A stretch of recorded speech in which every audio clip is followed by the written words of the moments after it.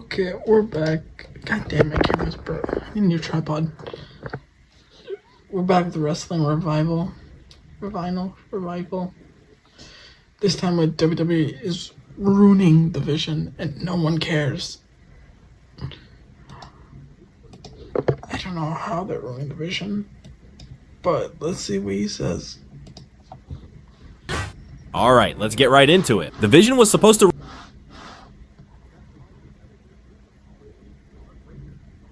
Alright, let's get right into it. The vision was supposed to represent something more than just another faction in WWE. When Seth Rollins assembled this group with Paul Heyman, Braun Breaker, and Bronson Reed, the entire concept revolved around building the future of wrestling through calculated domination and strategic manipulation. This was meant to be the evolution of professional wrestling, a stable that would reshape the industry according to Rollins' vision for what WWE could become. The whole premise centered on mentorship, legacy building, and elevating the next generation of superstars through methodical storytelling and long-term character development. Paul Heyman's betrayal of both CM Punk and Roman Reigns at WrestleMania established the foundation for something genuinely different, something that felt like it had purpose and direction beyond the typical faction warfare. Then Logan Paul gets involved and the entire framework collapses. The inclusion of a part-time performer who appears whenever his schedule permits completely undermines everything the vision was supposed to represent. This isn't about wrestling talent or athletic ability, because Logan Paul can perform impressive moves and has garnered praise from critics for his in-ring work. The fundamental problem runs far deeper than whether he can execute a frog splash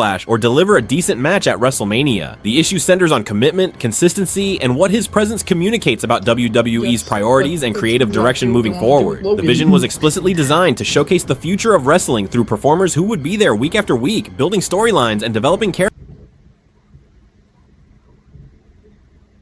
characters through sustained television presence. Braun Breaker represents raw athleticism and second-generation legacy. Bronson Reed embodies power and intensity refined through years on the independent circuit and international promotions. These wrestlers paid their dues through countless matches in smaller venues, developing their craft through repetition and dedication to the business. Seth Rollins himself evolved from Tyler Black in Ring of Honor, wrestling matches in high school gymnasiums and VFW halls before ascending to WWE's main event scene. Paul Heyman's entire reputation rests on decades of promoting, managing, and understanding the intricate psychology of professional wrestling storytelling. Logan Paul bypassed this entire developmental process.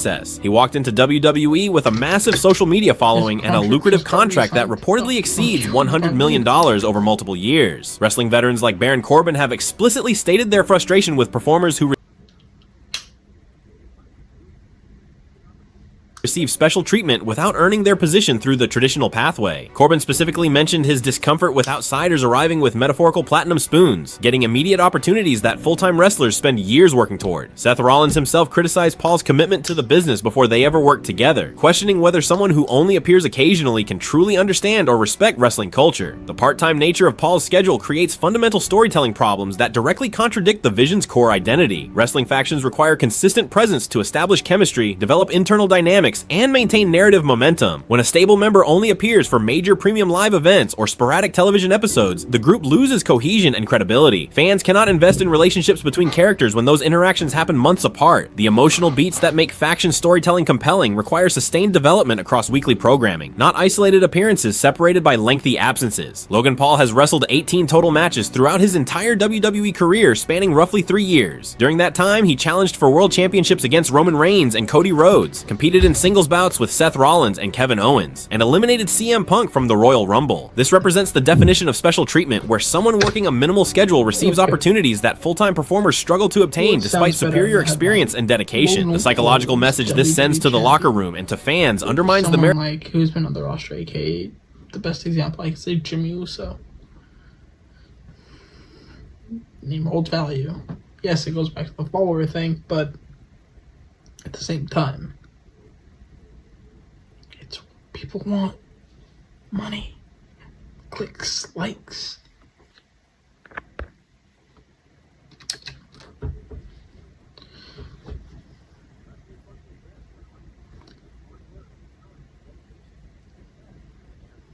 Meritocracy that wrestling storytelling traditionally depends upon. Wrestling functions best when audiences believe that hard work, talent, and dedication lead to success within the narrative framework. When a part-timer with minimal experience immediately enters championship pictures and high-profile storylines, this breaks the fundamental contract between performers and audience. Fans understand that wrestling is predetermined, but the illusion only works when the fictional universe operates according to consistent internal logic. Logan Paul's booking contradicts this logic by suggesting that outside fame and social media followers matter more than in-ring ability or commitment to the craft. The Vision was supposed to elevate Braun Breaker and Bronson Reed into main event players through association with Seth Rollins' established credibility and Paul Heyman's managerial brilliance. The entire point of the faction centered on taking talented wrestlers with enormous potential and accelerating their development through strategic positioning and calculated storytelling. Adding Logan Paul to this equation fundamentally changes the dynamic because he doesn't need elevation, doesn't require character development, and won't be present consistently enough to contribute meaningful momentum. Paul brings mainstream attention and social media engagement, which explains WWE's financial motivation for featuring him prominently. From a business perspective, his involvement generates buzz among casual viewers who follow him for reasons unrelated to wrestling. The company values this crossover appeal because it potentially expands their audience beyond traditional wrestling fans. However, this business logic directly conflicts with the creative integrity of the Vision's narrative purpose. You cannot simultaneously claim to be building the future through dedicated young talent while also inserting a celebrity who treats wrestling as an occasional side project between podcast episodes and business ventures. The timing of Paul's inclusion makes the situation even more frustrating because it occurred precisely when the Vision story was reaching a critical juncture. Seth Rollins suffered a legitimate shoulder injury that forced him out of action, leading to Braun Breaker and Bronson Reed turning on their leader and aligning with Paul Heyman. This betrayal should have represented the next chapter in the Vision's evolution, with Breaker and Reed stepping out from Rollins' shadow to establish themselves as the faction's new leaders. Reports indicate that WWE originally planned for them to capture the World Tag Team Championships and dominate Monday Night Raw with all the major titles controlled by Vision members. This would have positioned the group as the central storyline driving the entire brand forward. Logan Paul's inclusion threatens to reduce the Vision to just another temporary angle built around generating buzz rather than developing characters. His part-time status prevents the sustained storytelling that creates lasting impact. His celebrity background contradicts the faction's supposed focus on building wrestling's future through dedicated performers. His presence suggests that WWE values mainstream attention over the internal consistency that makes wrestling storytelling compelling. These factors combine to undermine everything the Vision was supposed to represent within WWE's creative landscape. The wrestling industry has always balanced business considerations with creative storytelling to varying degrees of success. Companies must generate revenue and attract audiences while also crafting compelling narratives that justify audience investment. This balancing act becomes particularly challenging in the modern era where social media metrics and mainstream attention often override traditional measures of wrestling success. WWE faces constant pressure to generate viral moments and trending topics that demonstrate their cultural relevance beyond wrestling.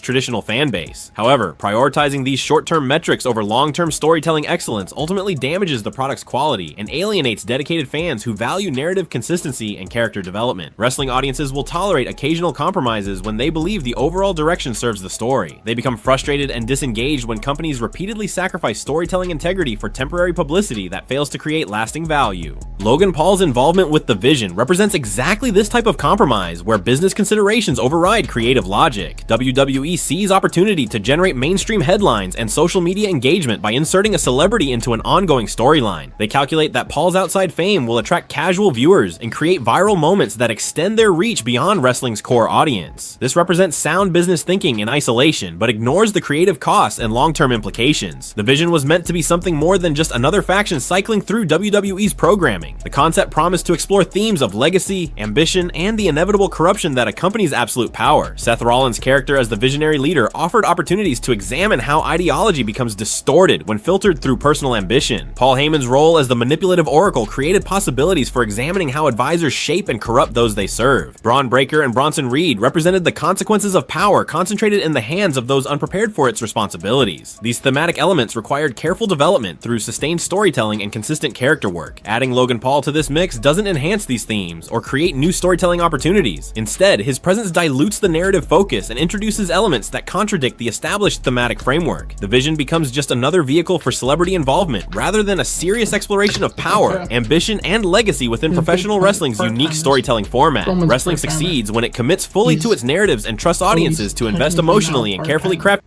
Cena's a part-timer. Brock's a part-timer. It's not Brock, as in Brock Lesnar. But you see my point. And as for celebrity, well, Cena is a celebrity. The Rock is a celebrity. These you can't stories, rule out Logan the for greatest this.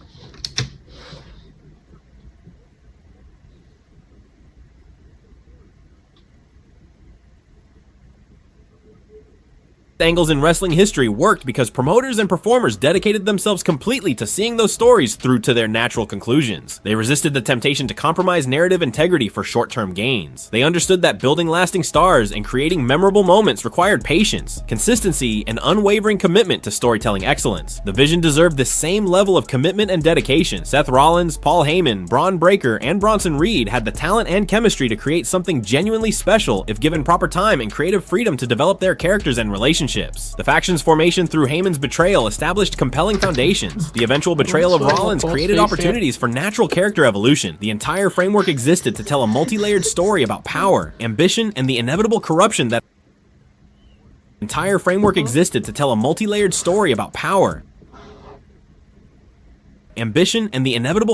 that accompanies absolute authority. Logan Paul's insertion into this narrative represents WWE's fundamental failure to trust their own storytelling and commit to seeing it through properly. The decision reveals that the company values temporary mainstream attention over the patient character development that creates lasting stars and memorable storylines. This philosophy undermines everything professional wrestling should represent in terms of rewarding dedication, developing talent, and crafting compelling narratives that justify audience investment. The destruction of the Vision through Logan Paul's inclusion symbolizes broader problems within WWE's creative philosophy and booking strategies. The company continuously demonstrates reluctance to fully commit to long-term storylines without constantly second-guessing themselves and inserting elements designed to generate immediate buzz rather than serving narrative logic. This approach prevents the sustained storytelling excellence that creates the industry's most memorable moments and lasting stars. Wrestling fans invest emotionally in characters and storylines when they believe their attention will be rewarded with satisfying narrative payoffs. They tolerate ups and downs in storytelling quality when they trust that the overall direction serves a coherent vision. They become frustrated and disengaged when companies repeatedly abandon promising storylines or compromise narrative integrity for reasons unrelated to storytelling quality. The Vision's trajectory from promising faction to celebrity vehicle represents exactly this type of creative compromise that damages audience trust and undermines the product's overall quality. Just saying.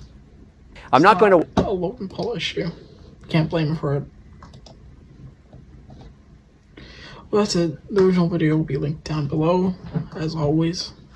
But thanks for watching. Please hit that sub button. We're close. I like to hit 2K, or at least 1.5 for the end of the year. Try to.